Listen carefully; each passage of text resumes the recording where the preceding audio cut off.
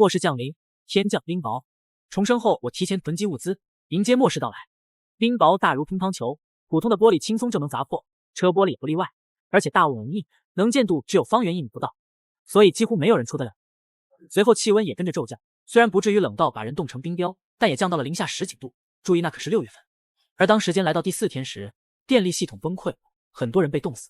雪上加霜的是，冰雹还有剧毒，植物直接枯死，水源也会被污染，少量饮汁便会上吐下泻，痛不欲生，大量饮汁则立刻毙命。所有人都被困，坐吃山空。而当食物和净水耗尽之时，最恐怖的事情发生了，人相识。而我就是那个被老婆一家人偷袭，将我嘎掉后分食掉的人。如今我重生了，我一看时间，今天是3月1号，末世什么时候开始降临？我记得是6月1号，距离末世开始还有整整3个月，我还有时间。我刚下床，猛地发现自己的思维竟然连通着一个空间，浩瀚无边，太好了，我居然觉醒了异能，这下就更能让我在末世到来之后生存下去。我走出房门，老丈人郑有军就恶狠狠地让我去做饭，因为我是入赘到郑家，平时除了上班，家里的家务活基本全包，工资几乎全部上交，跟佣人没啥区别。哦不对，佣人还有工资，我没有，还是倒贴。我记得今天是因为早上头疼请了假才没去上班。老丈人见我出门，立马对着我吆五喝六起来，我一见他血压就立马飙升，脑海里浮现出上一世他拿着大宝剑将我嘎掉的画面，那种痛苦记忆犹新。我也不忍了，上去就是一个大逼兜。现在依然是法治社会，我暂时还不能把他怎么样。我冷静后摔门而去，独留屋子里懵逼的郑有军破口大骂。今天我还要去办一件事，对，离婚。先把婚离了，然后开始我的倒钱计划。我打电话给郑娟，把她约到民政局。起初她是不愿意的，毕竟我可是一张长期饭票，她还搬出3岁的儿子威胁我。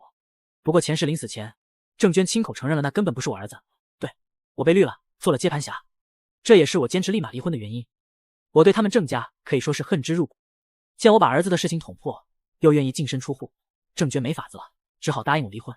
我现在没时间跟他浪费，等末世降临的时候，有的是时间报仇。离开了民政局，我直接来到了彩票店。没错，前世我记得很清楚，今天晚上会开出一组很奇葩的数字，6连号。彩票店老板像是看傻子一样看我，因为是个正常人都不会买这种数字，而且还是100倍的倍头。但是偏偏今晚的开奖号码就是这么一组匪夷所思的数字。随后我找了一家餐厅，点了一桌子菜，通通收入空间。我想研究一下这个空间的特性。结账的时候用的是信用卡，因为我已经没现金了。来到酒店房间，取出空间中的食物，发现居然还是热的。干完饭躺在床上思考了一下，我发现这个空间中的时间是静止的，进去什么样，出来还是什么样，其他的还需要继续发掘。我躺在床上，静待今晚彩票的开奖结果，等这笔钱到手，后续的计划才能逐步展开。第二天醒来，打开手机一看，开奖号码没有丝毫偏差，历史又一次上演，这也让我更加确信了末世的降临。简单收拾了一下，我打车来到彩票中心兑奖。因为我是按奖池的金额买的倍数，所以奖池自然被我清空。交税加捐款，真正到手的也有3.98亿，这是一笔庞大的财富。钱还没到手，驻扎在彩票中心的好几家银行代表立刻就围上来拉业务。我随便选择了一家，原因是离我之前的小区比较近。办好存款业务后，这位业务部经理春意盎然地邀请我出去转转，勾引之意十分明显。我打量了他几眼，长相70分往上，在我的标准中60分就是美女，所以70分绝对是水准之上。虽然有些异动，但还是拒绝了。第一，没空；第二，这炮显然不是白打的。人家是干什么的？拉存款的呀。你完了，他肯定就要买他推荐的理财产品。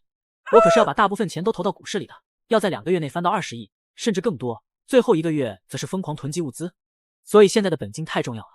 随后加了个微信便离开了，打车回到九福小区。为什么要回来？当然是买房了。把房子买在这里以后，才能在末世降临的时候对郑家以牙还牙。随后我把九福小区唯一的那套别墅直接买了下来，没还价，1200万直接拿下。拿到钥匙后，我便开始联系房屋改造公司。电话那头听到我唯一的要求就是坚固，要求外面的人哪怕拿着铁锤砸，也可以保证屋子不会被砸穿，而且窗户之类的都得装上可以升降的钢板。工期则是缩短到2个月，事关重大，对方也表示要过来面谈。我进入别墅，来到客厅，一边等待着贾云贵，也就是改造商过来，一边则是打开股票软件开始操作起来。大量的记忆被翻找出来，虽然我不能保证天天都大赚，但是根据前世的记忆，这2个月有哪几只股票能涨还是知道的。即使前世没钱炒股，不过也会关注这些，和大多数人一样做做发财梦。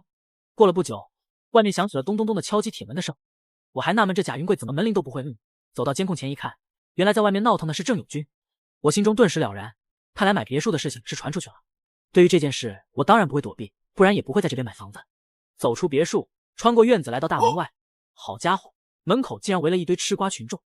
老家伙见我出来，就想往里面闯。他当然不想家丑外扬，可却被我拦住了。兴许是害怕再次被我来的大逼斗，这次他也学聪明了，特意走远了一点，然后开口叫唤道：“你用的可是我们家的钱，还敢把老子挡着不让进？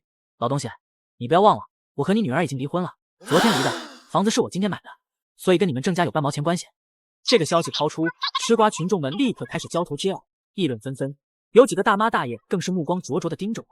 郑友军自然不会被这句话吓到，冷笑道：“萧然，你以为我是傻的？你和郑娟昨天才离婚，哪来这么多钱买别墅？所以这是夫妻共同财产，有一半是老郑家的。”我也懒得再和老家伙掰扯，毕竟现在郑家就他一个人在这，有些东西时机未到，现在说出来意义不大。随便找了个非法入侵住宅的罪名，吓唬了他一下，就准备回去的时候，远远的看见我那前丈母娘正带着我那假儿子急匆匆的往这边赶来，我的眼睛顿时一亮。林梅英来了之后，稍微了解了一下情况，顿时一惊，显然她之前还不知道怎么回事。随后老太婆也是直接往地上一坐，撒起了泼来，哭嚷道：“没良心的东西，发了财，有钱后就抛妻弃子，真是个畜生啊！”这虽然是在给我泼脏水，但却偏偏和如今的情况很相似。周围的吃瓜群众也不由得交头接耳，议论纷纷。不过老太婆不知道我等的就是她这句话，我要让郑家彻底臭掉，在小区里人人喊打。我故作愤怒道：“我为什么要离婚？很简单，郑娟在结婚前就怀上了别人的种，跟我结婚只是为了掩饰身孕，把我当成接盘侠罢了。郑友军、林梅英，你们还真是家教有方，养出了这么一个不知廉耻、阴险毒辣的女儿。我在你们家一共4年，都是怎么过的？你们有哪一天把我当成家人过？整天让我干这干那，什么家务活都丢给我，哪怕我加班到晚上10点钟回来，可还是要我洗衣服。呵呵，别在我面前提良心，你们不配。”这些话说完，群众全部炸。这下好了，郑娟和郑家的名声在小区里肯定是彻底臭掉。郑友军老两口也是头一次听说这回事，一时间傻愣在那，不知道该说什么，看着周围邻居们鄙夷的目光，脸上的表情也是十分的精彩。这可是华夏啊，未婚先孕，再找个老实人接盘，让人家喜当爹，说出去可是会被人戳脊梁骨的。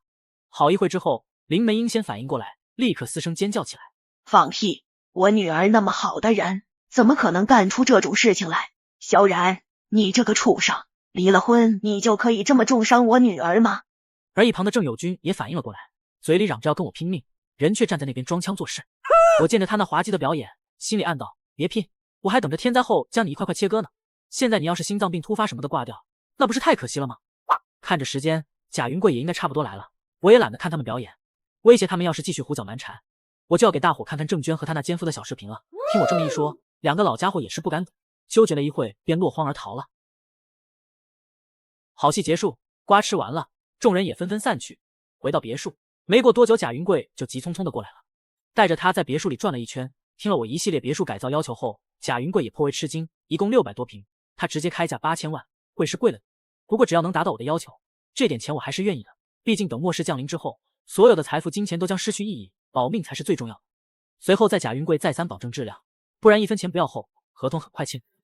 别墅就交给贾云贵了。我找到之前的中介，又在九福小区重新短租了一套房。毕竟之后有不少快递要收，一直住酒店总觉得不太方便。就在我刚进入新租的房子不久，手机就响了起来，一看是郑娟打来的，心中了然。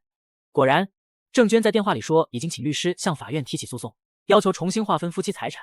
听着她那冷漠而绝情的声音，我心中冷笑。本来想过几个月再收拾你们，看来事与愿违啊，那我就不客气了。在我表示要请律师以后，我的律师会联系他之后就挂了电话。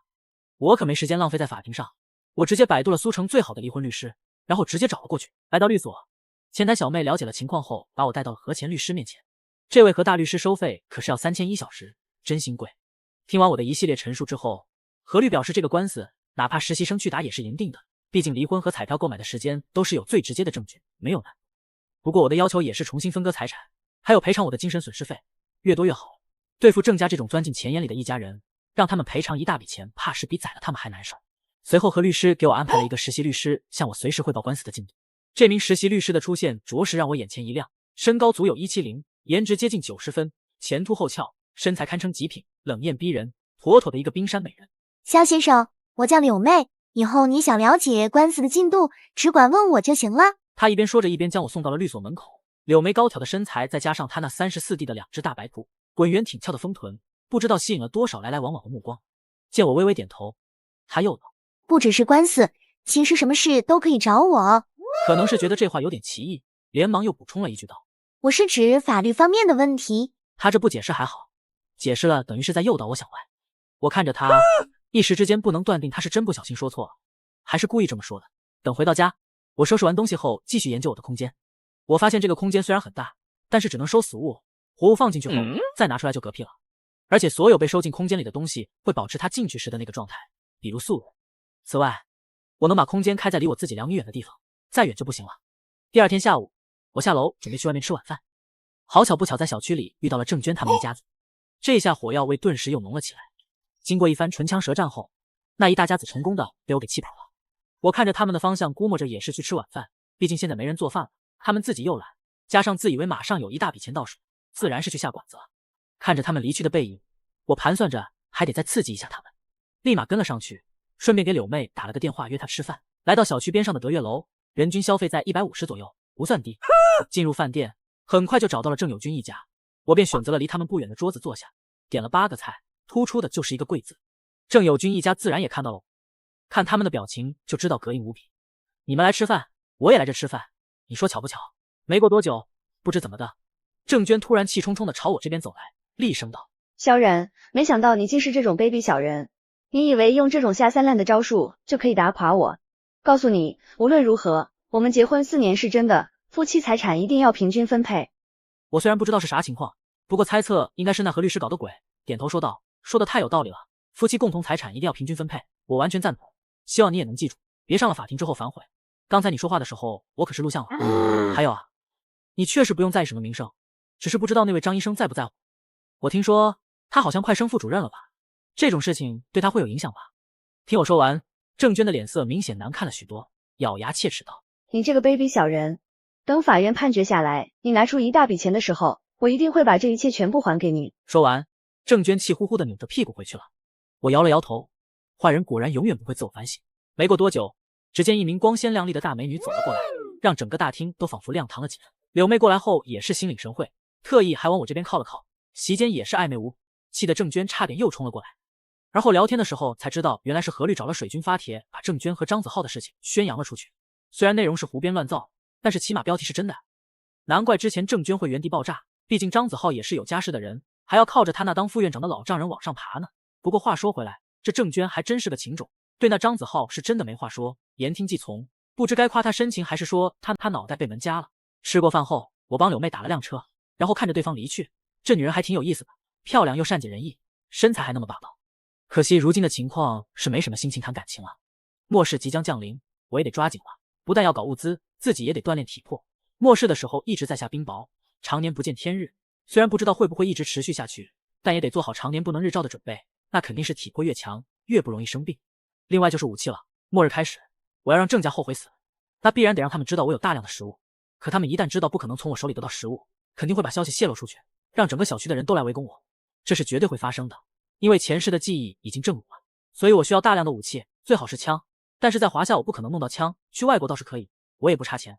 但是国外太危险了，枪支都可以随意购买的地方，给你来个黑吃黑又很奇怪吗？现在主打的就是一个稳字。不过没有关系，我可以去靶场，直接把空间门开在枪的前面，子弹一射出就收走。而需要的时候，我一个念头就可以把子弹放出来，既可以点射，又能起扫，甚至还没有枪响声，只要花出去大把的钱，我就可以弄到足够的子弹，而且还是发射状态的。一路走一路想，我也回到了家。到10点多时，柳妹发了条消息过来，但只是道了一声晚安。想当初我追郑娟的时候，通常是发10条消息，郑娟才会回1条，而且至少隔半小时以上。现在情况就完全反过来了。为什么？钱确实是个好东西，真特喵好使。在将近4亿的巨额财富面前，柳妹这样的女神又如何？主动跟我说晚安。我笑了笑，隔了10分钟也回了2个字：晚安。翌日，经过我的筛选，我租了一个大仓库用来接收物资。仓库租完，又找了一家饭店，订了100桌的菜，每桌按3000块的标准来，让饭店把灶台之类全搬到仓库那边现场做。但今天肯定是来不及了，所以约的是明天。为此我支付了5万块定金。第二天，我就在仓库等着饭店老板。很快，老板就带着伙计们来了，起火烧菜，忙到中午，终于整出了100桌来。我等他们走了之后，直接连盘带菜全部收进了空间。接下来的几天，我天天都会收100桌酒席，饭店也是一家家的换，免得惹人怀疑。而我在网上购买的各种物资也一一送到，全部寄到了仓库这边。纯净水更是一车一车的往仓库这边运，还有大米、方便面、鸡鸭鱼肉、水果等等，只要我想得到的东西，全部都是一车车的让人送过来。白天接收物资，晚上的时候我就去健身房锻炼身体，也不知道是不是重生的原因，我的身体素质比前世好了不止一点。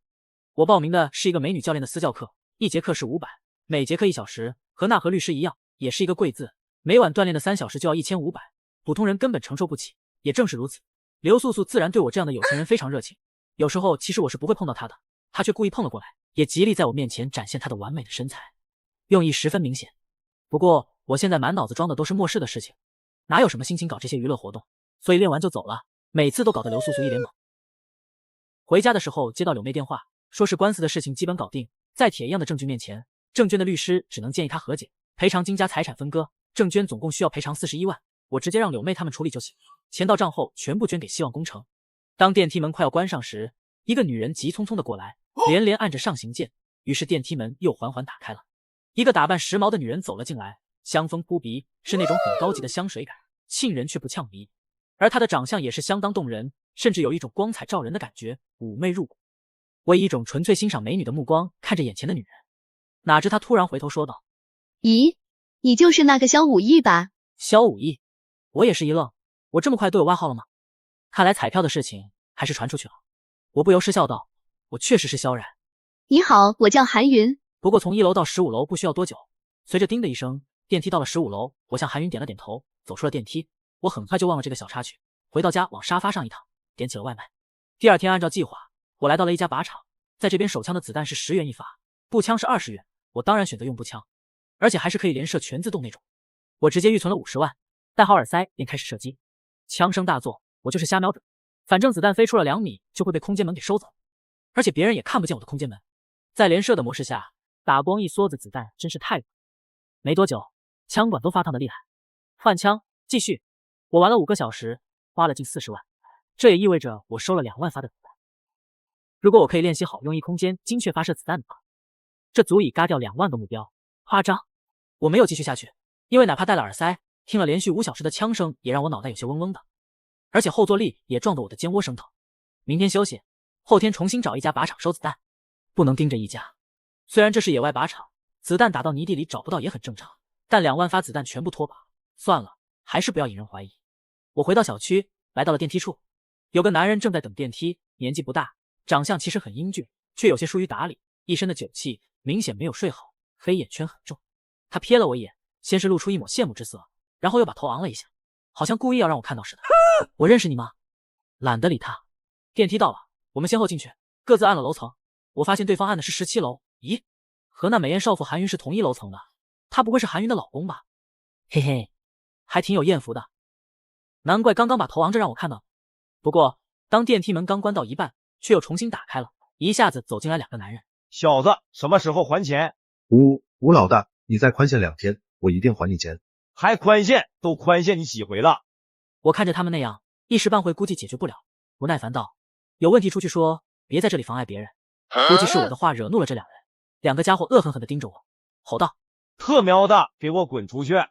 我会怕他们吗？当然不会，不然也不会说话了。要是在末世，早就2颗子弹解决了。哪怕现在还不是末世，最近1个月在柳素素那里也不是白锻炼。我不甘示弱道：“哪怕你们是业主，也没有资格赶人，更何况还不是。要滚也是你们滚，快点！你们已经浪费我不少时间了。”2个家伙听完我的话，顿时原地爆炸。我面前那个直接上手抓住了我的衣领，我也不废话，一拳过去。那家伙直接弓着腰跪了下来，哇哇直吐。见我动手，另一个啤酒肚大怒，挥拳就向我打来，砰砰砰，一通乱战。好家伙，那2个家伙看着挺吓人的，其实就是绣花枕头，完全不经打。虽然我也被打中了几下，但我身体素质强横，挨上几拳也没啥事，就是有些疼罢了。没过多久，2个家伙就被我一手一个扔出了电梯。你别以为帮了我，我就会感谢你，我可没求你。听听，这是人话吗？我看了这男的一眼，我跟你好像素不相识吧？你怎么对我有那么大敌意？除非仇富。我恍然大悟。电梯上行，我嘿嘿一笑，专挑伤疤接，说道：“欠了人家多少钱？”酒气男顿时像是被戳中了要害一样，把嘴闭上了。我接着道：“要不我帮你摁个1楼，那2人应该还在。”酒气男又是一哆嗦，害怕之色明显。我这才悠悠说道：“虽然我不是特意为你出手，但确实是帮到了你。你不说谢谢也就罢了，还向我恶言相向，这就不对了。你欠我一个道歉。”说罢，我把手指放到一层按钮上，我是真不介意再回到1楼，把这酒气男也给丢出去。被我这么一吓唬，酒气男也不得不跟我说对不起，然后低着头不敢看我。我轻笑一声，得亏是现在，要是进了末世，我一发子弹崩了你，你嘎了也白嘎。随着叮的一声，电梯到了15楼，我走了出去。电梯门关上，砰的一声闷响从我身后传来。懒得理他，有你求我的时候。想到韩云的妩媚成熟，我还是有一点兴趣的。他老婆应该是韩云吧？到家刚躺在沙发上没多久，外面就响起了砰砰砰的敲门声。我还以为是那个酒气男，心想他怎么突然有勇气了？透过猫眼一看，居然是郑娟。很奇怪吗？一点也不，相反还有些纳闷，他怎么才找上门来？柳梅和我说过，之前事情闹大，张子浩的老婆闹到医院和郑娟吵了起来，不知道怎么的就把我那假儿子推下了楼嘎掉了。为了得到郑娟谅解，赔给了他100万，也正因为这样，郑娟才有钱赔偿我那41万。萧然，我知道你在里面，你先开下门，我有些事情要跟你说。我懒得理他，能说什么？无外是我以前做错了，求你原谅我，我以后就一心一意跟你好之类的。哼，目的呢？想了想，反正离末世还有1个多月，先陪你玩玩。我对着门外道，有什么话就在外面说吧。然后郑娟就开始在门口诉苦，还说是当初张子浩来硬的把他那个了。我听着越听越离谱，这样的谎话简直是张口就来，还真是够无耻的。把我当傻子吗？我暗暗一笑，却用将信将疑的语气道，真的？那张子浩竟然如此卑鄙恶劣，要不这样，你马上去报案吧。屋外突然没声音了，过了一会，郑娟才说道，时间过去太久了，我又没有收集证据，告不了他。没有证据怕什么？女生只要撤回同意，那就是强。萧然，算了，过去的就让它过去吧。现在小杰也死了，我们之间已经没有障碍了，我们复合好不好？萧然，我知道你喜欢孩子，我给你生一个属于我们俩的儿子。我听着差点没憋住笑出声来，我真要再娶柳妹不香吗？不过我还是耐着性子道，我已经有女朋友了。郑娟听着一下就急了，问我是谁，是不是那个律师？听我确认后就是一通大道理。随后我着重强调了一下柳妹的那对大白兔和漂亮，毕竟郑娟只比对 A 大一点。我想着这暗示应该够了，她手头还有60多万赔偿金，要是去整容什么的应该要花不少钱，到时候发现是我故意逗她玩，搞得自己不但钱没了，还忍受着整容期间的巨大痛苦，不知道会不会直接晕过去。别人我不敢说，但是郑娟这一家人为了钱可是什么都豁得出去的。我现在都严重怀疑我那假儿子的死是不是郑娟设计的，不过也无所谓了，和我没关系。不过为了再给郑娟加把火，让她下定决心，也是时候约一下柳素素了。晚饭后照例去刘素素那健身，结束后我约她一起去吃个夜宵，刘素素也欣然接受。我们吃夜宵的地方就在小区边上，这个点也不算晚，有不少还在散步的大妈大爷。我现在可是小区的名人，很容易就被他们认了出来。再看看边上的刘素素，大家自然都懂了。夜宵吃的是烧烤，我还特意点了几只羊腰子，让一旁的刘素素俏脸晕红，分外妩媚。吃完，我带着刘素素回了小区，这自然也被不少人看到。不过要的就是这效果。我们坐电梯来到15楼，刚进房门，刘素素就主动投怀送抱。一夜过去，春风数度，刘素素和郑娟完全不同，她热情似火，不但配合，而且主动，经验丰富。以前郑娟完全就是敷衍了事，平均1个月都没有一次。重生后才知道她为什么对我那么冷淡，不提也罢。此外，刘素素也没有那么大的野心，很有自知之明。我答应她每月10万外加1辆车，她也是很满意的接受了。第二天还没睡醒，就听见屋外砰砰砰的敲门声，又急又重，好像家里谁嘎了似的。我想应该是郑娟，不然没有谁会这么气急败坏。透过猫眼一看，果然，这就来了，计划进展顺利。我把门打开，郑娟也是不管不顾直接冲了进来。萧然，我听人说你昨晚留了一个女人过夜，是不是真的？我点了点头承认了。你怎么可以这样？郑娟脸色铁青，一副被戴了绿帽的愤怒。我失笑道，我为什么不能这样？我现在单身，单身男人还不能找女人了吗？郑娟张着嘴愣在那，不知道该说什么。萧然，是谁啊？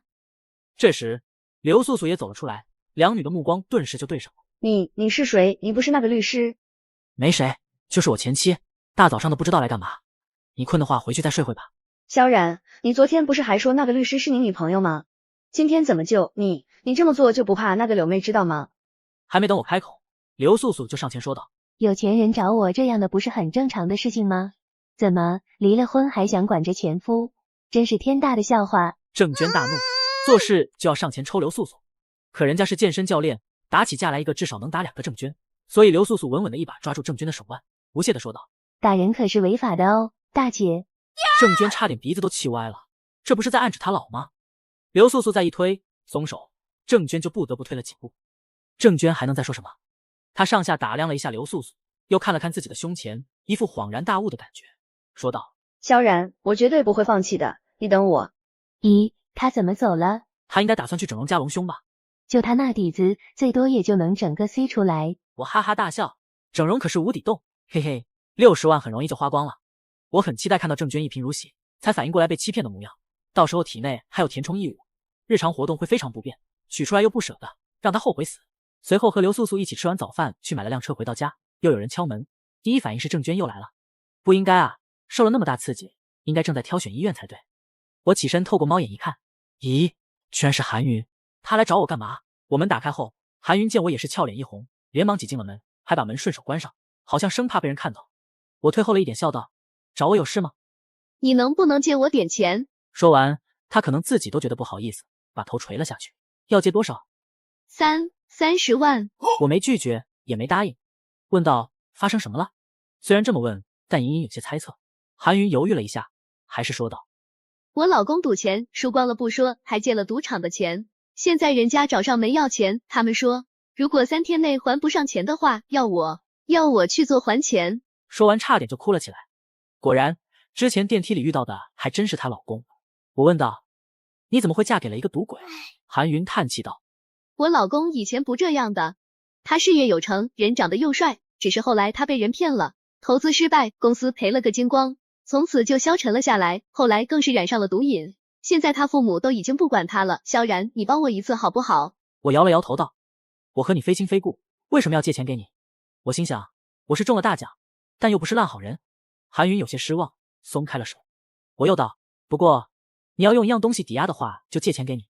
韩云顿时眼睛又亮，问道：你要我抵押什么？我指了指他。韩云先是一愣，然后就反应过来了，不由俏脸一红，随之就是大怒，骂了一句无耻，转身把门打开走了出去。是你来借钱的，我还不能提要求了？空口白牙就要借走30万，真当别人是傻子吗？时间一天天过去，距离末世也越来越近，我在股市里的钱已经滚到了30亿之巨，我也已经开始陆续清仓，不停的买。另外，别墅的改造也已经完成，我很满意，爽快的把尾款结给了贾云贵，自己也搬了回去。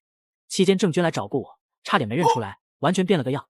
她去整容了，也确实比以前好看了许多，但是脸也太僵了，满脸的科技感。她还一脸骄傲的在我面前展现她那充满科技感的脸蛋。我看了一眼，转身就想走。郑娟急了，道：你不应该说点什么吗？说什么？夸你好看吗？拜托，你现在这张僵尸脸，晚上千万别出门，会吓到小朋友的。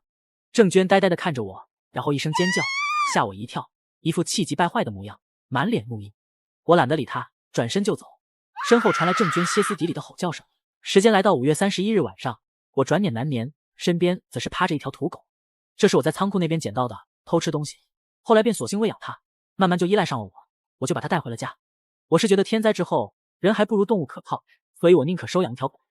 明天末日就要降临了，我怎么有种女人怀胎10月，等待着一朝分娩的激动。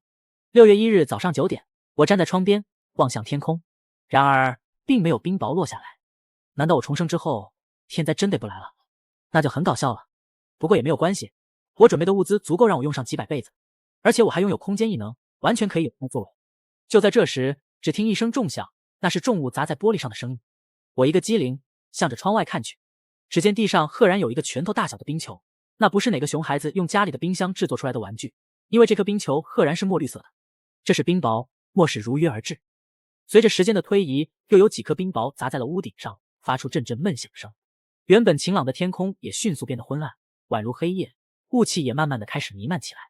我微微一笑，整个别墅经过改造，别说拳头大的冰雹，就是人头大的也不怕。至于玻璃，那可都是特种玻璃，哪怕用大铁锤敲，没个几百下休想砸出裂纹来。再说了，我还可以把钢板升起来，这样就真的是钢墙铁壁了。我望向窗外，整个小区一片嘈杂，冰雹下的速度不快，但是被这玩意砸到一下，那可不是闹着玩。要是直接命中脑袋的话，脑袋都可以砸开花。有正在外面走路的人，结果被砸到一下，顿时就扑跌喊起。而汽车、电动车被这么重的冰雹砸到，同样也发出了刺激的报警声。这小区里能不热闹吗？另外，哪怕已经关上了房门，但肉眼可见，房间里的温度正在快速跌落。今年其实很热，5月底的时候就已经破30度了，但现在呢，温度直接从32度往下跌，迅速跌破了20度。仅仅只是1个小时之后，室温就下降到了15度。中午时分的时候，室温居然就降到了5度。很快，好多电视台都临时插播了新闻，开始介绍这极端天气。虽然专家们已经发现了冰雹有毒，提醒人们不要触碰，但是具体的也说不出个所以然来，只是说可能与前几天来自宇宙深处的神秘射线有关，不过还需要研究确认。最后就是让民众待在家里，千万别出门。我从异空间取出几道菜摆放在桌子上，有肉有虾有素菜，还有一个汤，就着饭便吃了起来，给土狗扒拉了一些菜和饭。总之我吃啥土狗就吃啥，也不挑。我给它取了个名字叫豹子。晚上又把中午的剩菜消灭干净，虽然物资很多，但已经进入末世，我可丝毫没有浪费的习惯。晚饭过后，应该是遛狗时间，我带着豹子来到地下室。地下室连接着小区的车库，整个小区基本是互通的，经过一条狭长的通道就到了。时间这里可热闹了，大爷大妈们无处溜达，只能来到这里唠嗑。我带着豹子还没溜达多久，就看到一行4人向我走来，不正是我那前妻一家。郑娟走在最前面，其他人像保镖一样拱卫着她。我一看，嘿嘿，这是有情况啊。萧然，郑娟上前咬着牙叫道，那叫一个恨啊！感受到她的敌意，豹子立刻龇牙咧嘴，要不是我牵着，估计就冲上去了。很好，我要的可不是宠物。我故作惊讶道，你这是在哪里做的整容和隆胸手术？我听说现在做这种手术可不便宜，光是手术费就要几十万，再加上手术后的养护，至少也得70、80万吧。我可不知道价格，就是故意往多了说。不过郑友军一听，立马急问，君，这小子说的对吗？你这是把钱都花完了，那你弟弟结婚怎么办？他那边可是还急需30万彩礼钱。爸，你别听他胡说八道，他就是不想我们家安生。我做医美没花多少钱，你就放心好了。郑友军一听，这才没有继续追问。不过凭他们家的尿性，我就不信回家后他们不查郑娟的账。不过这下郑娟对我就更加怨恨了，诅咒道，这场冰雹最好下久一点，这样你那4亿就只能躺银行里，只能看，却什么也买不了。郑娟这嘴是开过光啊，钱确实已经成了废纸。我故作生气道，你这个人真是自私，就为了让我的钱无处可用，居然巴望这种天灾要一直持续下去。你这是想让街坊邻居、父老乡亲都蒙受不幸吗？我的话刚说完，就有看热闹的人开始对郑娟指指点点，慢慢的越来越多的加入了进去。郑娟也是知道自己说错话了，脸色煞白。很快围观的街坊邻里就开始对他们一家口诛笔伐，我则是带着豹子悄然退去。这才第一天，大家还没意识到天灾的可怕，等再过几天，大家断水断粮，却没有丝毫救援力量，大家才真的会变得恐慌起来。第二天，我吃着早饭，看着手机上推送的消息，一天过去了，冰雹和浓雾没有丝毫减弱，情况反而越来越糟。官方也不是没有派出救援力量，但是接连好几辆车发生了车祸，更是有车子爆炸，牺牲了不少人，行动只能终止。谁的命不是命？子弟兵们也是爹妈养的，但凡情况好点，他们肯定都是义无反顾。而更加恐怖的消息频频传来，天灾发生后，所有在天空的飞机全部失事，天灾是全球性的，根本没法降落。很快，网上就出现了末日的说法。就在这时，我发现物业管家把我拉入了一个群，叫小区的灾难应对群，包括了所有业主和租户。刚进群，手机就疯狂刷屏，我马上把消息免打打开。群里有人还做起了生意，说是官方建立地下城，他在市政府上班有3个门，可以带2个人，要去的私聊。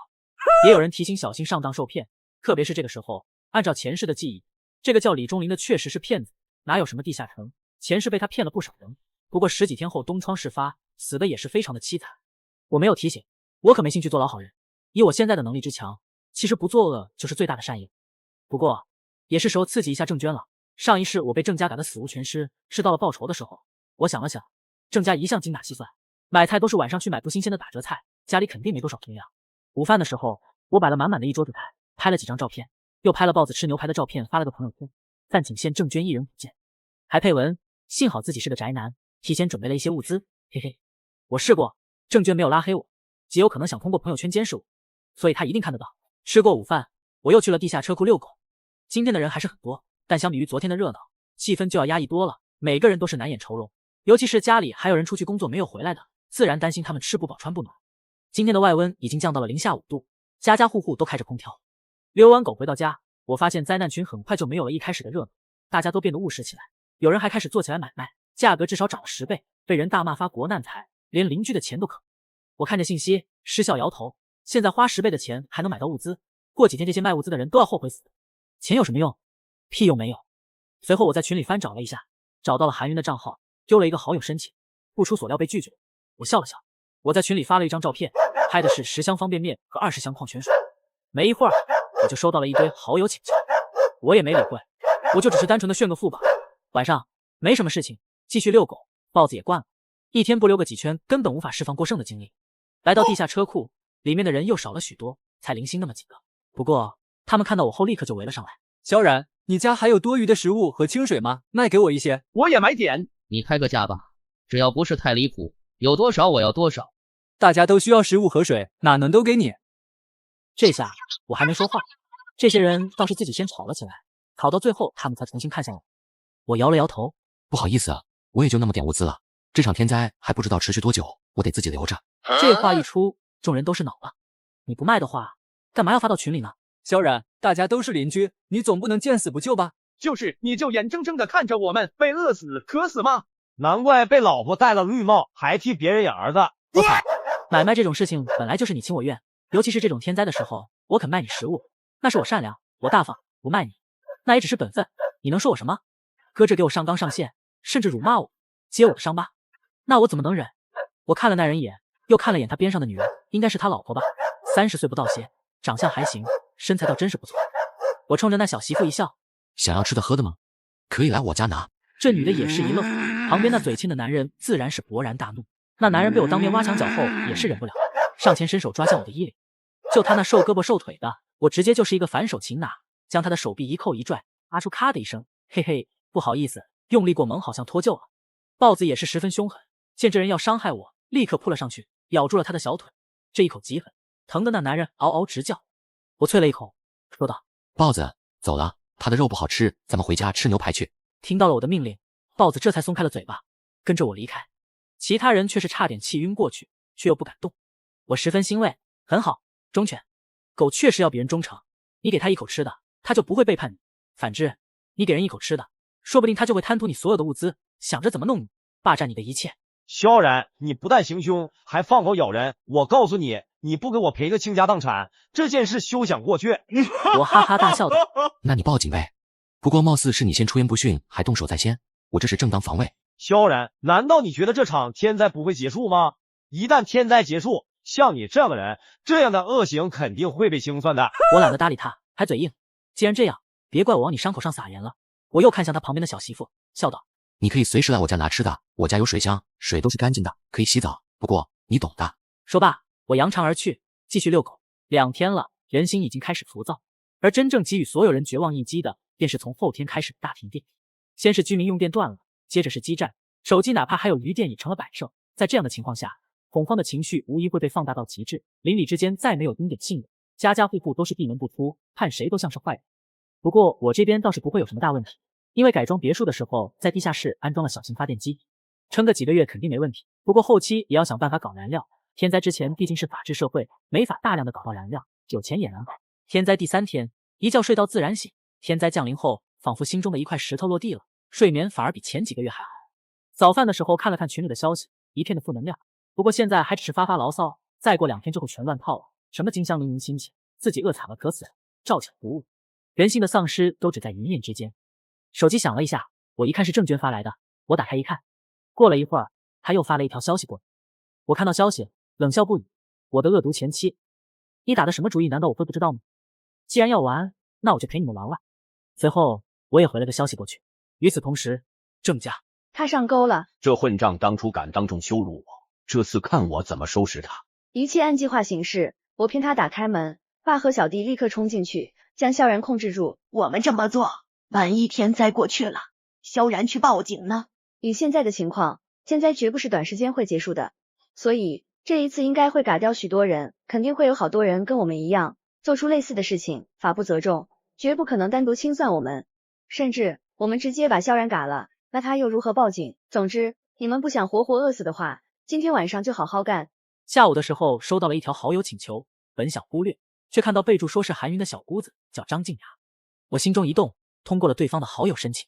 刚加上好友，对方立刻就发了几条消息过来。我看着消息不紧不慢的回复着，这女的找我自然也是想要吃的，于是我故意把食物和水的重要性提升了一大截，不过也并没有夸张，一点都没有。如果不出意外，等明天断电之后，所有人都会产生觉悟。我让张静雅发张不带美颜的照片过来看看，没一会儿照片就发了过来，长得还行，身材也不错，有80分，即使不算女神级别也绝对够得上美女了。于是我满意的回了条消息过去。也没过多久时间，砰砰砰，地下室的大门就被敲响了。我先用监控看了一下，确定只有他一个人后才把门打开。等张静雅进屋后，我就把门给关上，我打量着眼前的女孩，真不错，不是照片。张静雅可没有察觉我在看她，目光直勾勾地盯着桌子上的食物。菜不多，但有肉，有鱼，有蔬菜，还有汤。她不由得激动起来，问道：“这些都是给我准备的吗？”我笑道：“没错，不过能不能吃到就要看你的表现了。”张静雅纠结着，似乎在做一个艰难的决定。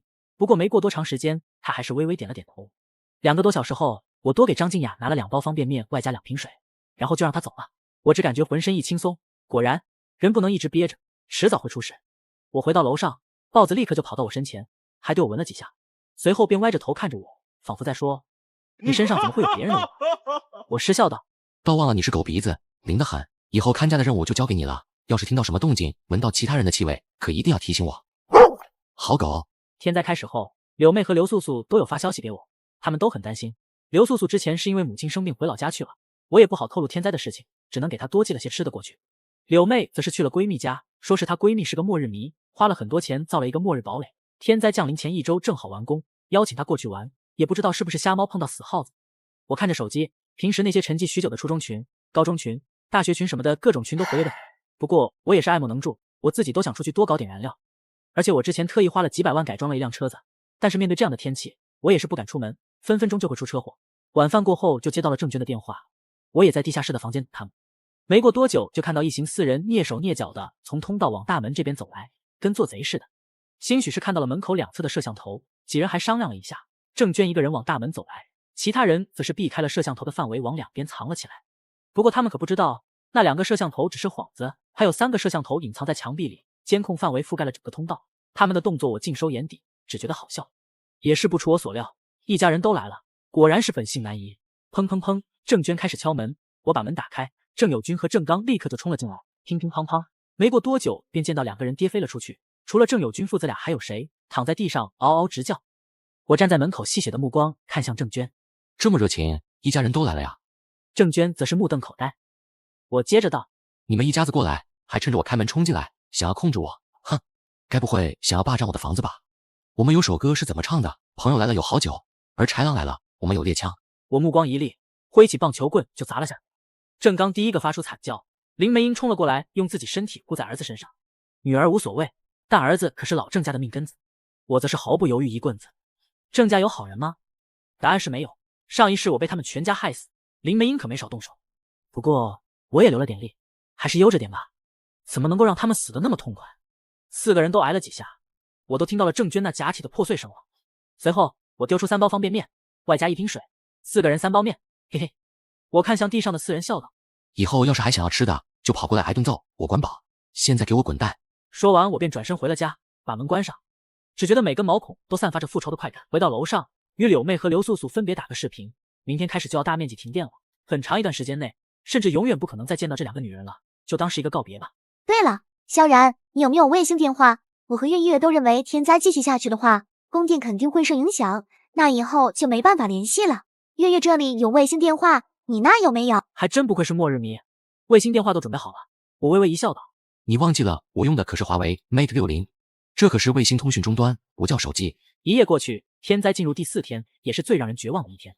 今天将会停电，外面是零下10几度的低温，没了空调让人怎么活？要是有所准备的话，那还能弄个炕什么的。可天灾是突然降临的，对于城市里的人来说，这无疑是让人绝望的。从今天开始，文明、秩序、道德将完全崩坏，所以称今天为真正的末日序曲也无不可。记得前世是中午12点左右停电的，不知道这一次会不会有什么不同，应该不会。不去想它，哪怕今天不停电，明天也会，后天也会。发电站没人维护，怎么可能不停电呢？早晚的事情。很快到了中午，就在我和豹子各自大快朵颐的时候，灯光突然一黑，我立刻明白，果然还是断电了。我下楼打开了备用电源，是蓄电池，虽然安装了发电机，但毕竟燃料有限，远不足以支持它日夜不停的工作。不过蓄电池倒是准备了1000多块，够用上很长一段时间了。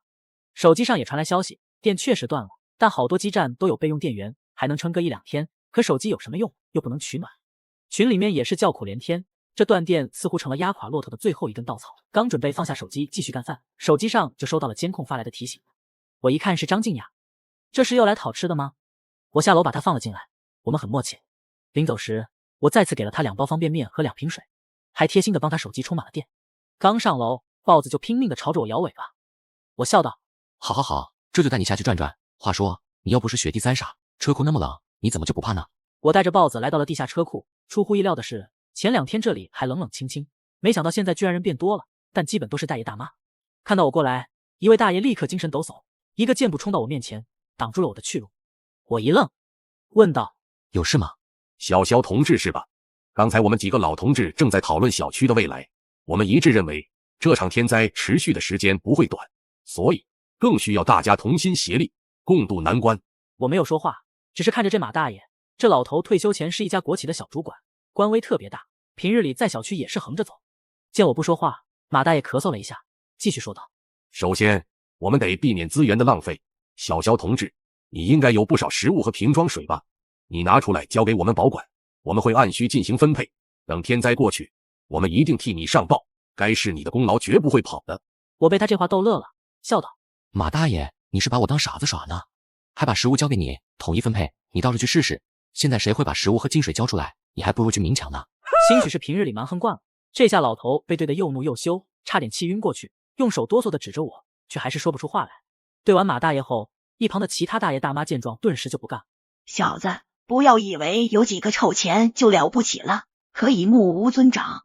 小伙子，我们吃的盐比你吃的米还多，听大爷的劝，赶紧给马主任道个歉，乖乖按他的要求去做，不要和大家作对，不然可没有好果子吃。”我听着他们围着我叽叽喳喳的不胜其烦，看向前面那大爷：“我今年27岁，你最多70岁，就算你的年龄是我3倍好了，我一天吃3碗饭，所以你一天至少吃1碗盐，你可真厉害。”这大爷被我这么一对，直接无语了，不知如何接话。我接着又把剩下的几人一一对了一遍，莫不让这些大爷大妈气得半死，这才带着豹子扬长而去。遛完狗回到家后，终于等到了我期待已久的信息。韩云终于扛不住了，我没有逗他，直接通过了好友请求。不过等了半小时，韩云才发来消息，我让韩云过来当面谈。放下手机，豹子则是歪着脑袋看着我，眼睛里好像满是问号。改善一下伙食，吃点海鲜。我向豹子解释道，豹子则是更加不懂了，狗脸懵逼。没过多久，便收到了韩云的信息。韩云进屋后，咬了咬嘴唇，说道：“我要100斤大米，还有1箱水，你还得帮我搬到16楼，最后一层我自己搬。”果然是漫天要价。我举起一根手指：“我让你在这里饱餐一顿，水放开了喝。你回去的时候，我可以再给你1包方便面，1瓶水。”韩云不肯，做事要走，我也不拦他。见我没动静，他停下脚步，转身咬了咬牙，说道：“50斤大米和半箱水。”直接砍了一半。我还是摇摇头：“看你表现吧，我可以在你走的时候多给你几包方便面和水，不同意就走吧。”韩云身体一动不动，好像中了定身术一样，半晌后才无奈点了点头。1个多小时后，韩云带着3包方便面和3瓶水离开，她要带回去给林有为。这女人对她老公可真的是真爱啊！林有为是赌成性，连她父母都放弃她了，她居然还对林有为死心塌地，这女人简直一根筋到傻的地步。不过这跟我有什么关系呢？话说韩云回到了自己家，一进门她就叫道：“老公，准备吃饭了。”家里还有吃的吗？我问邻居买的。你身上哪来钱买吃的？我把金戒指给了人家。你那戒指当初可是花了1万多买的。哎，算了，现在这世道，估计以后钱呢，金银珠宝什么的都没啥用了，能够换点吃的也好。那个萧武义最惨了，钱还没有捂热，结果天灾来了，这下好了，他有再多的钱也花不出去。呸，暴发户，活该。我先去煮面。哇，好香的味道！你嫂子败家的很，用金戒指买了3包方便面和3瓶水。现在最重要的就是食物和水，金银又不能吃，钞票也只能擦屁屁。女孩子家家，说话文雅一点。哥，知道了。你们吃吧，我不饿。这是真话，他之前不但吃饱了，甚至还有点撑。张静雅倒是不客气，接过1碗就吃了起来。不过看见那边方便面的包装袋和这水瓶，心中不免好奇，怎么和自己从那边拿回来的一样。秦家，老公，真的要那么做吗？我们的食物已经不多了，家里更有5口人，不拼一把难道活活饿死渴死吗？而且抢的是那个家伙，上次小宝不就是拿了他1份外卖，他居然故意设套，先把我爸送进医院，还让我们赔了8万块。我妈不就是气不过，在他门上泼了点粪吗？他有必要搞个镇楼器，日夜不停的震我们，让我们不能休息吗？那家伙确实不是人，还故意在群里炫富，结果老马他们去问他买吃的，他完全不理人家，还把老马他们都骂了一遍，摆明了不管大家死活。就是我们去抢了他，可以说是劫富济贫，为民除害，这件事就这么定了。秦家四人给自己找到了一个光明正大的理由，斗志昂扬，哪怕那小孩也一副杀气腾腾的模样。外卖事件后，他的屁股差点被爹妈打烂了，自然是恨之入骨。等到夜深人静的时候，一家5人悄然出动，每个人手里都拿着家伙。不过，当他们来到铁门前，却傻眼了，这怎么进去呢？要不咱们回去再商量商量，明天再来。就在他们准备转身离开的时候，铁门却是咔的一声自动打开了，吓了几人一跳。只是门打开了，里面却没有人走出来，而且一片漆黑，什么都看不到。爸，现在怎么办？这应该是电子门，现在停电，门估计是坏了。这个点那家伙肯定在睡觉，我们进去，不能错过了这个好机会。不过，等他们全部走进了屋子，铁门居然自动关上了。等他们发现已经晚了，就在这时候，屋子里的灯光也是突然亮了起来。秦家几人大惊，这大晚上的，你们来干什么？其实我正准备睡觉，结果却被手机的报警声吵醒。红外线镜头立刻捕捉到了秦家5口，于是见5人要走，我便贴心的使用远程遥控把门给打开了。现在人进来了，自然就是关门打狗了。秦家几人，你看看我，我看看你，还是秦大妈第一个反应过来。这里居然还有电，还很暖和。我笑道，我这里装了蓄电池，所以没有断电，而且还有壁炉和地暖。很好，这个别墅以后归我们了。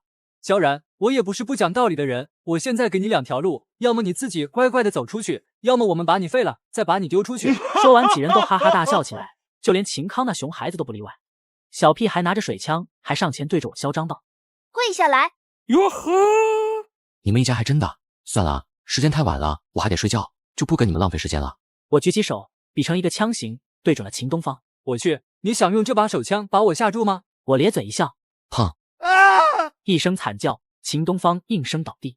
只见他小腿处有红色的液体流出，这一下秦家4人都惊呆了，这好好的怎么就受伤了？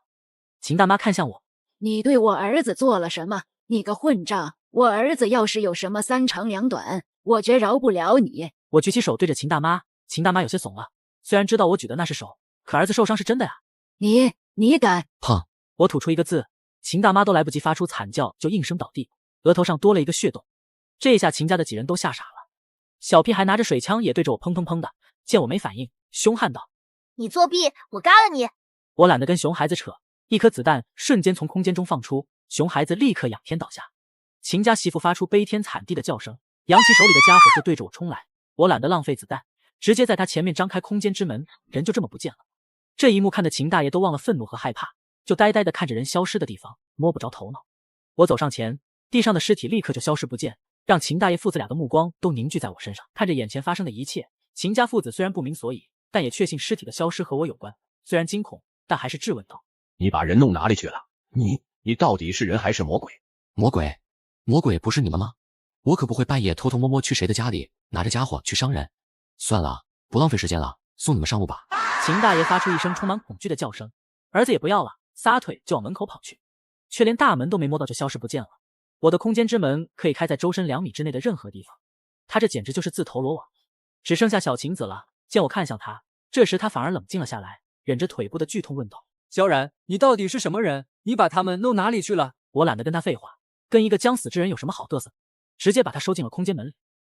以后还是尽量别在家里嘎人吧，嘎完了还要自己打扫，真麻烦。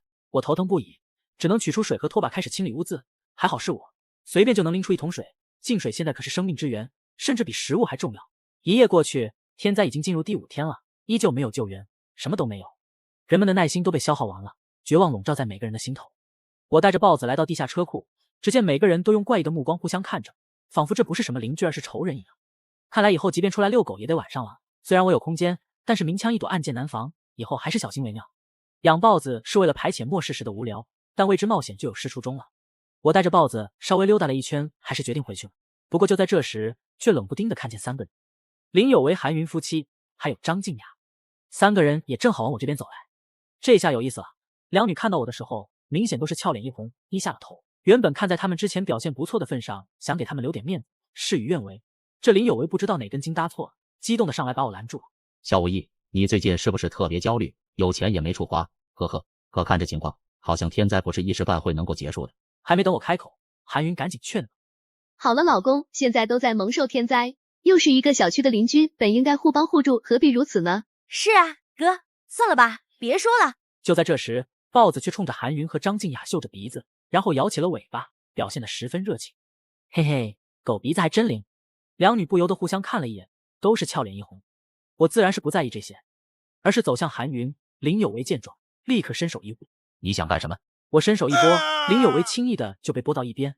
我凑到韩云耳边低声道：“跟我过来，不然我就把我们的关系说出来。”韩云不由俏脸一白，我牵着豹子直接离开。你跟我老婆说了什么？混账！你给我站住！老公，别生气了，我们犯不着跟他一般见识，别气坏了自己。我们回家，外面好冷。林有为也就敢嘴上凶凶，骂骂咧咧的走了。三人回到自己楼栋下的通道，韩云突然道：“老公，你们先上去，我想办法再去借点粮食。”林有为用怀疑的目光看着韩云，肯定有事情瞒着自己，他只是好赌又不傻。张静雅见状，连忙道：“我陪嫂子一起去。”林有为一想，点了点头，有表妹陪着，让韩云也不敢做什么。林有为自己上楼，两女则是往回走，一路无言，气氛十分的尴尬。要不嫂子你先回去吧，回头我把东西带回去。那我在外面等你。不过没过多久，张静雅却是去而复返，尴尬了。萧然那家伙要我们一起去。韩云一听，呆若木鸡，差点晕死过去。但是想到老公，她还是强行忍住，索性心一横，大步向通道里面走去。等韩云两女到了门口，还没敲门，门就打开了。萧然早就盯着监控等着他们了。等两女进门，铁门就自动锁上了。进入房间，暖意袭来，明亮的灯光也让两女如获新生。去吃吧。两女上前开始吃了起来，一开始还有些矜持，只不过不吃还好，这一吃就不禁变得狼狈起来了。半小时后，萧然给他们一人一个苹果，让两女激动坏了。先去洗洗吧，你们身上都馊了。两女有些不好意思，她们确实好几天没洗澡了，转而才反应过来。你这里居然还有净水可以洗澡。萧然也没回答，直接把他们带进了卫生间。去吧。两女互相看看，等萧然出去后也不再矜持，一起走进了淋浴间。只不过没过多久，萧然也进去了。不知过了多久，几人出来后，萧然给了他们不少物资，然后就回家了。韩云两女拿着物资一路提心吊胆到了家，生怕被人抢了。林有为见两女回来，却是眉头一皱：“你们怎么去了那么久？”现在食物太少了，人家一开始不肯卖，我们好说歹说，这才让对方答应的。现在谁还会那么傻，把食物和水都卖了？韩云一听有些急了，连忙向张静雅使了个眼色。可还没等张静雅说话，林有为却上前在韩云的头发上闻了闻，脸色大变。你洗了头？你在哪里洗的头？林有为好像想到了什么，连拖带拽的把韩云拉进了卧室一顿检查。屋外的张静雅不知道如何是好，只听到卧室里传来林有为愤怒的打骂声。他连忙朝卧室喊道：“哥，嫂子也是为了你，不然你早就饿死了。”张静雅的这句话让林有为彻底疯狂。他走出房间，拿上家伙就出了门。想到之前自己在车库居然还讽刺萧然，脸上顿时烫得厉害。话说林有为一副气势汹汹要嘎人的模样走在地下车库，其他人见状都赶紧避开。什么情况？这是要和谁拼命吗？是谁把他家的粮食抢了吗？现在还有什么比抢了粮食和水更大的事情？这好像是去找萧无疑的，不就是之前起了点争执，有必要动刀动枪的吗？搞得跟老婆给他戴了绿帽似的。众人大眼瞪小眼，突然明白了过来，不由得露出了羡慕的表情，赶紧跟了上去。没过多久，林有为来到铁门口，大喊道：“萧然，你给我滚出来！你怎么敢按我婆娘？快给我滚出来！我跟你没完！”跟来的众人一听，好家伙，实锤了！之前还只是猜测，羡慕嫉妒恨啊！这时韩云两女也正好赶了过来，远远的就听到了林有为的叫喊声。韩云脚下一个踉跄，差点晕死过去。完了，他的名声全毁了。铁门缓缓打开，萧然出现在了门口。林有为一见萧然，紧紧握住手里的家伙，吼道：“萧然，你准备怎么赔偿我？你想我怎么赔？把你这套别墅赔给我，他我不要了，就送给你，反正我也玩腻了。”后面的韩云一听，不由俏脸一白，好像被人重重打了一拳。你好大的胃口！萧然，我跟你拼了！林有为大吼一声，朝着萧然冲去，只可惜他的身子实在太虚了，萧然一脚就把他踢翻在地，然后向他走去。你不要过来！我打算买了它，你开个价吧。要几包方便面和水？这快点，我的耐心是有限的。10包方便面。萧然大笑几声，向着韩云看去。韩云仿佛失去了一切力量，麻木地站在那里，眼神中再无光彩。林有为赶紧爬了起来，他要回家，方便面也不要了，他再也不想见到萧然。就在这个时候，萧然却突然目光一立，一家伙过去，家伙被紧紧卡在里面，他退后几步，免得溅了一身。周围则是一片死寂，众人都没想到萧然会突然下手，嘎人了！萧然嘎人了！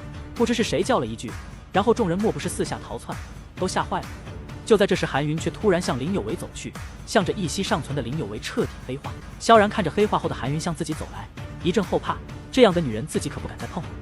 借你的浴室洗个澡作为回报，这次不要物资。去吧。萧然带着韩云回了别墅，后边的张静雅想了想，赶紧跟了上去。她可不敢一个人待在这。等韩云洗完澡出来，萧然便直接让他们回家了，可不敢再有什么非分之想。林有为嘎掉的消息很快就传遍了小区，引起了轩然大波。有几人便集中起来开会，主题当然就是萧然。莫老四，你以前混过帮派，这事还是你牵个头，说说怎么办吧。咦，这不是李俊豪的老婆王美琪吗？滚回房间去！谁让你出来的？这女人为了一口吃的，连老公都不要了，舔着脸要我收留她。我看她可怜，便给她一口吃的，顺便暖暖床。几人互相对视一眼，说的比唱的好听。要不去敲敲隔壁的门，看看李俊豪会不会开门？不过关他们什么事？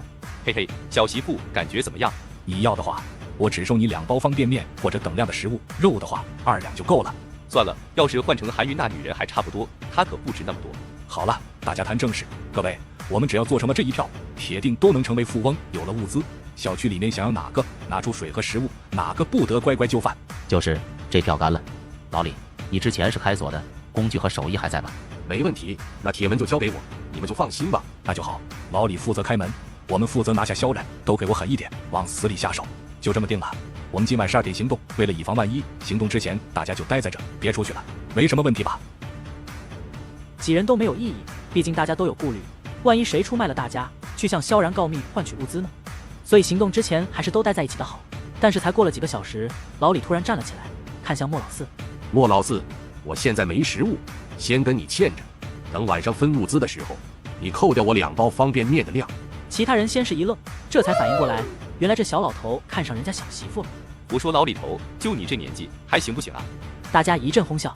莫老四倒是没怎么在意，反正里面那个也是自己抢来的，能赚2包方便面也不错。行，你先欠着。老李刚要进门，却又转身对着莫老四道：“帮我按着，我怕治不住他。”行，我就帮你一把。半夜，几人鬼鬼祟祟的来到萧然别墅地下室的铁门外。老李，看你的了。没问题，给我10分钟，你们等着吧。10分钟很快就过去了。老李，怎么回事？怎么还没搞定？这是最高级的电子锁，大爷的，这小子到底有多么怕死，连地下室都用上了这么高级的电子锁。我需要点时间，这天气太冷了，我的手都冻得在哆嗦，连平时一半的实力都发挥不出来。你到底还要多久？10、30分钟吧。这让另外几人差点崩溃。太冷了，居然还要他们在这个鬼地方待上半个小时。可喵的，老李，你是不是全把力气用在了肚皮上？明明晚上就要行动，居然还想着玩，你是没有玩过吗？老李，有你的呀！怎么刚刚还说半小时，门就打开了？这门不是我开的。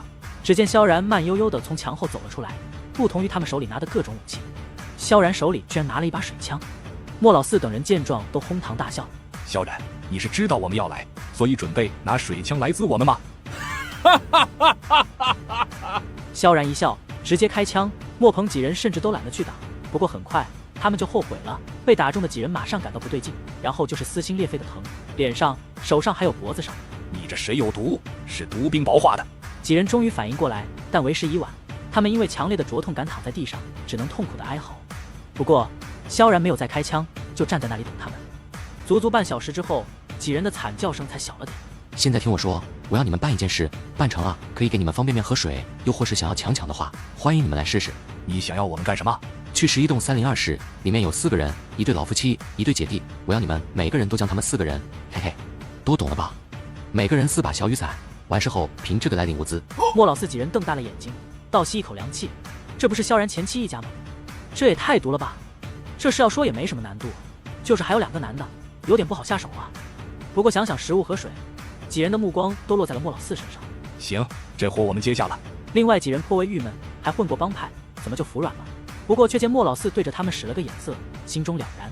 萧然丢出去1大盒小雨伞，笑道：“如果有人可以多几次的话，可以领取额外的奖励。不过你们千万别把这一家人重伤或者嘎了，我还要慢慢玩。另外，你们只有1天的时间。”4人大眼瞪小眼，好狠啊！这居然只是开胃菜，这萧然到底有多恨老郑一家？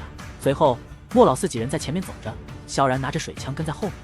莫老四这才小声说道：“那小子手里有水枪，我们只要被毒水打中1下，就基本失去抵抗力了。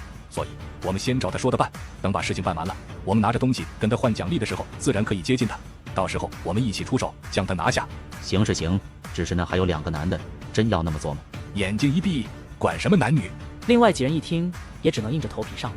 只是他们都不是年轻小伙子，火力十足，这24小时4发子弹好像有些困难啊。没过多久，几人就来到郑友军家门外。老李的技术其实还是有点的，一顿操作，房门很快被打开，顿时4人就冲了进去。什么人？你们想干什么？你是莫老四，还有你们李老头和张国伟，你们大半夜来我家干嘛？郑家4人立刻发出惊呼，但很快就变成了恐惧的嚎叫。萧然一笑，转身离去。一夜过去，小区里都在传郑家发生的惨事，简直惊掉人下巴。因为楼上楼下的邻居都听到了郑家4人的惨叫，现在也是人人自危，一个楼的都在商量要联合起来抵御外敌，避免这类事情发生在自己身上。到了晚上7点多的时候，莫鹏一行人过来了，砰砰砰的敲门。到车库等我。萧然的声音从隐藏的扬声器中传来，于是莫鹏等人退了出去，来到车库等萧然。莫老四，我们都等你信号。好，到时候都机灵点。这时萧然从通道里走了出来。验货吧。萧然接过袋子笑了笑，空间之门已经打开，他假装低头。一起上！莫鹏大吼一声，第一个冲了过去。其他人见状也纷纷冲向萧然，然而他们就那样一个一个的接连消失，无声无息。萧然用意念一扫，只见空间中已经多出了4具栩栩如生的尸体，表情生动，都是凶狠又狰狞。他心念一动，将所有的尸体都丢了出来，这里面装的都是物资，跟尸体放在一起，虽然不在一个区域，不会污染，但想想就让他不舒服。萧然拿起手机拍了个照，然后发给郑娟，也不知道他手机还有没有电。然而郑娟很快就打来了电话，很是激动。你把那4个混账都嘎了？没错，是我嘎的。萧然，谢谢你，我就知道你对我还有感情，我现在就过来找你好不好？咦，你是不是误会什么了？莫鹏他们确实是我嘎的，但是他们会去你们家也是受了我的威胁，否则你以为他们为什么那么重口味？郑娟不敢相信，手机啪的一声掉在了地上。郑娟，你个扫把星！电话里传来了郑友军的叫骂声，显然郑娟开了免提。萧然，我们把郑娟给你送过去，你给我们1箱方便面和水怎么样？萧然大笑，直接挂了电话。郑娟看到萧然给他发的照片后，本想在父母面前嘚瑟一下，证明萧然还是在乎他的，有望带着家人一起回到别墅。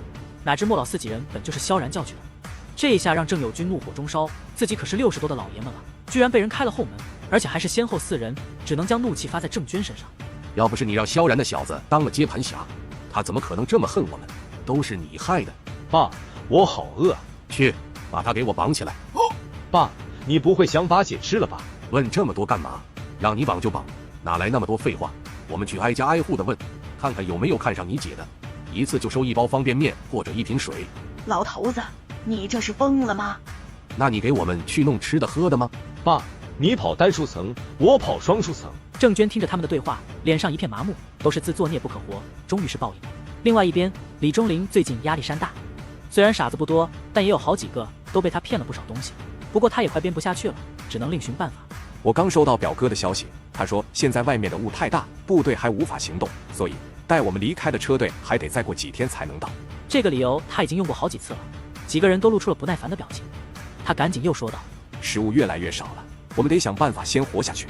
我表哥说了，现在是特殊时期，就需要用特殊的行事方式。各位，我跟表哥说了最近小区里发生的事情，我表哥建议我们把萧然拿下。此人有极严重的反社会倾向，在这个非常时期，他会造成极大的社会危害，所以此人一定要被制止。我表哥说了，在这个非常时期，拿下萧然之后，我们可以自行处理他的物资。李忠林这个大忽悠还是很能说会道的，最后这几个大傻帽还是被他劝动了，准备对萧然下手。几个人拿着一个手电筒，顺着通道来到别墅下的车库。小婷，看你的了，我们先找个地方躲起来。其实车库里漆黑一片，根本没必要躲，只不过是习惯使然。不过李忠林几人刚往边上走了点，就是一惊，他们隐约看到那边好像有不少人。你们也是来为民除害的吧？那我们还是先把事成之后的分配决定一下，怎么样？老李他们怎么不说话？我看我们两边的人数好像也差不多，要不这样，无论得到多少物资，我们一边一半怎么样？然而对面却不吭声，这就过分了。别说李忠林，就是其他几人都十分不爽。各位，我的提议应该非常有诚意，你们哪怕不满意，也可以好好沟通一下吧。他们已经走近了，手电筒也对着那几人直接照了过去。这一照，李忠林几人吓到差点天灵盖都要飞掉了。这哪是什么人在埋伏，分明都是尸体啊！难怪这么冷的天有这么大的毅力躲在这儿，死人当然不怕了。要不我们还是算了吧，这萧然太危险了，这些人在他的门外，肯定都是他嘎的。我同意，我们还是想想别的办法。不行，开弓没有回头箭，我们今天必须把萧然拿下，否则的话，我们都会饿死渴死。现在除了他，还有谁有那么多物资？现在不拼，那只有等死的份。都给我鼓起勇气来！萧然也是人，我们这么多人怕什么？是吗？我觉得你们最好还是怕我。这时，一个声音从远处传来，伴随着几道恶犬声。李忠林几人猛地反应过来，回头一看，正是萧然，却不见刚刚被派去忽悠他开门的刘晓婷。